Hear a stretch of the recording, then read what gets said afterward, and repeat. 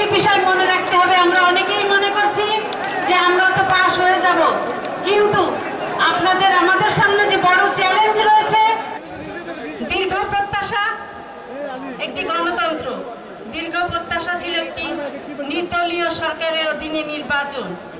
যেই প্রত্যাশার কারণে আমরা 17 বছর ধরে আপনারা সকলেই বিভিন্ন নির্যাতন অত্যাচার মামলার শিকার হয়েছেন।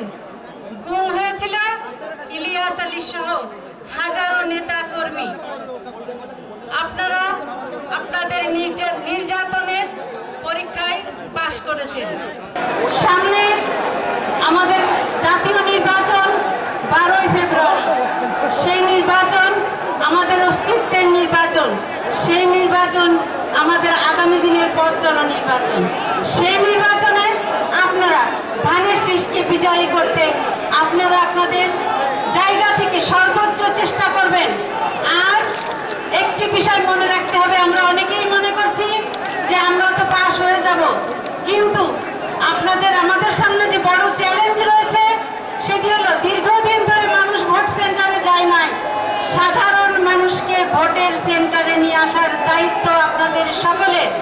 সেই চ্যালেঞ্জ মোকাবেলা এবং আমাদের বিরুদ্ধে যে ষড়যন্ত্র আছে সেই ষড়যন্ত্রকে মাথায় রেখে আমাদেরকে ইনশাআল্লাহ সর্বশক্তি দিয়ে এই নির্বাচনে বিজয় লাভ করতে হবে এবং আগামীর তারেক রহমানের আগামীর বাংলাদেশ গড়ার কাজে আপনারা শরীক থাকতে হবে।